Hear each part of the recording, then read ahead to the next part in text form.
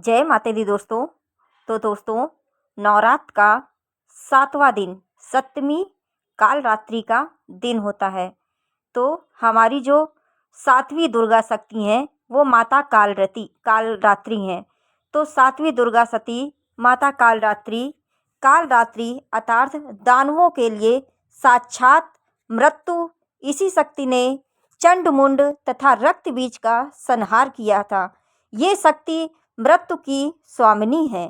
शमशान, नरमुंडों की माला, दुष्टों का संहार, यह सब कुछ इनको प्रिय है। तांत्रिक लोग अपनी साधना से देवी को प्रसन्न करने के लिए सप्तमी को पूरी रात्रि तांत्रिक क्रिया करते हैं। जो इसका मंत्र है इस तरीके का है: जयंती मंगला काली भद्रकाली कृपालिनी दुर्गा क्षमा शिवा धात्री स्वाहा स्वधा नमस्तुते। तो ये है माता काल रात्रि का मंत्र। तो दोस्तों, सप्तमी जो है वो 7वां दिन नवरात्रि का हम लोग दुर्गा सप्तशती का अब 11वां अध्याय संपूर्ण करेंगे दोस्तों। तो चलिए दोस्तों, अब हम लोग 11वां अध्याय संपूर्ण कर लेते हैं। और दोस्तों, अगर आप पहली बार चैनल पर आए हैं तो प्लीज़ चैनल को ज़रूर से ज़रूर सब्सक्राइब कर लीजिएगा। चलिए दोस्तों, अब हम लोग 11वें अध्याय की शुरुआत कर लेते हैं। तो प्रेम से बोलिए जय माता दी दोस्तों। महर्षि मेघा कहते हैं, देवी द्वारा दैत्य के मारे जाने पर इंद्रादि देवता अग्नि को आगे करके उन कात्यायनी देवी की स्तुति करने लगे। उस समय अभीष्ट प्राप्त हो जाने के कारण उनके मुख खिले हुए थे। देवताओं ने कहा, शरणागतों के कष्ट दूर करने वाली देवी, तुम प्रसन्न हो। हे संपूर्ण जगत की माता, तुम प्रसन्न हो। हे विश्वेश्वरी, तुम विश्व की रक्षा करो, क्योंकि तुम ही इस चर और अचर की अधीश्वरी हो। हे देवी, तुम संपूर्ण जगत का आधार हो, क्योंकि पृथ्वी रूप में भी तुम ही स्थित हो। तुम अत्यंत पराक्रम वाली देवी हो। तुम असीम बल से युक्त वैष्णवी शक्ति हो और विश्व की बीज परमात्मा हो। तुमने ही इस समस्त जगत को मोहित कर रखा है। तुम ही प्रसन्न होकर इस पृथ्वी पर मोक्ष की प्राप्ति कराती हो।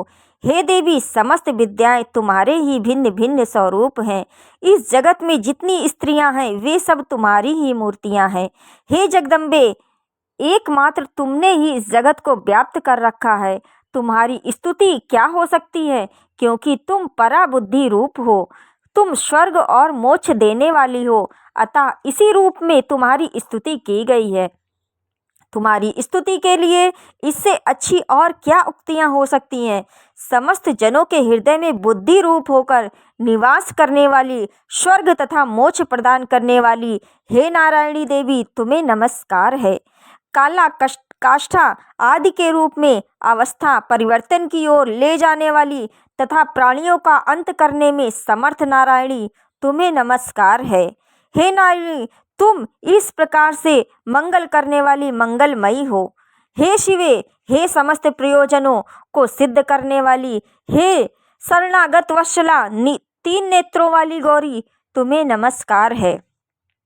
हे सृष्टि पालन तथा संहार की शक्तिभूता सनातनी देवी, हे गुणों की आधार तथा सर्वगुणमयी नारायणी, तुम्हें नमस्कार है।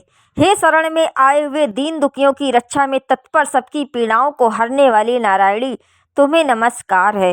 हे ब्राह्मणी के रूप में हंसों से जुते हुए विमान पर बैठने वाली और कुश से अभिमंत्रित जल छिड़कने वाली नारायणी, तुम्हें नमस्कार है।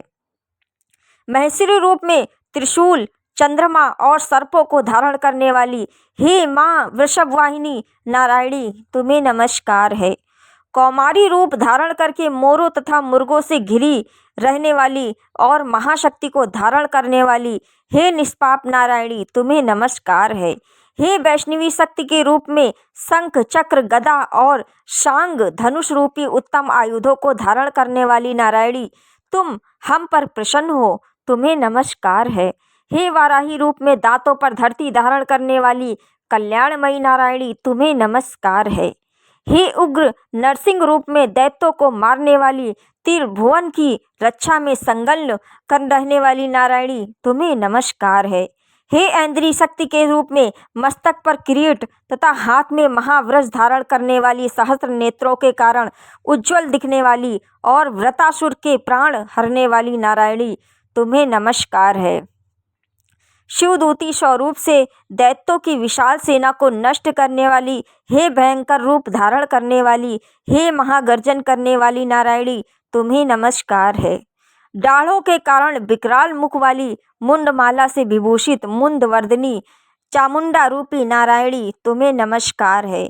हे लक्ष्मी, लज्जा, श्रद्धा, पुष्टि, स्वधा, ध्रुवा, महारात्रि तथा महाविद्या रूपा नारायणी, तुम्हें नमस्कार है। हे मेघा सरस्वती श्रेष्ठा, ऐश्वर्य रूपिणी पार्वती, महाकाली, नियता तथा अधीश्वरी रूपिणी नारायणी, तुम्हें नमस्कार है।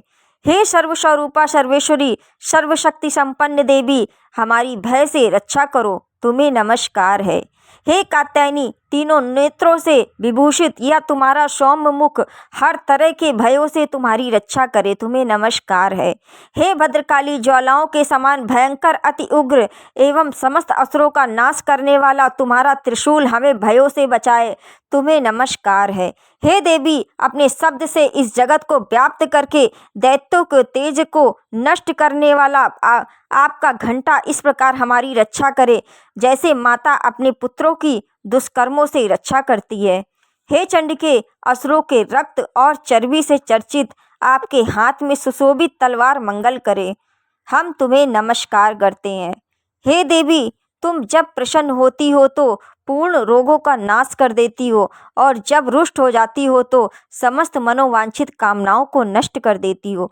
जो लोग तुम्हारी शरण में जाते हैं उन पर कभी विपत्ति नहीं आती, अपितु ये दूसरों को शरण देने योग्य हो जाते हैं। हे अंबिके, अनेक रूपों को धारण करके इन धर्मद्रोही दैत्यों का जो तुमने संहार किया है, वह तुम्हारे सिवा और कौन कर सकता था। 14 विद्याएं, 6 शास्त्र और 4 वेद तुम्हारे ही प्रकाश से प्रकाशित हैं। उन सभी में तुम्हारा ही वर्णन है। जहाँ राक्षस, भयंकर, विषधर, सर्व शत्रुगण हैं, वहाँ और समुद्र के बीच में भी तुम साथ रहकर इस जगत की रक्षा करती हो।